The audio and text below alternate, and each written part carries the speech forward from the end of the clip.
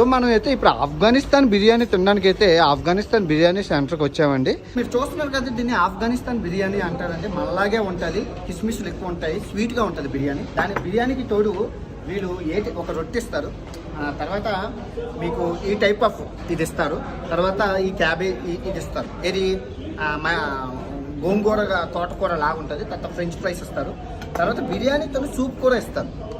సూపు మసాలా కాదు, soup. And బిర్యానీలోనే ఉప్పు కారం సరిపోతే మనం వేసుకోవడానికి ఉప్పు కారం మసాలా, ఇదేంటంటే సాల్ట్ ఉప్పు అంటారు, కొండ ఉప్పు. ఆ తర్వాత ఇది పుదీనా చట్నీ బిర్యానీతోని.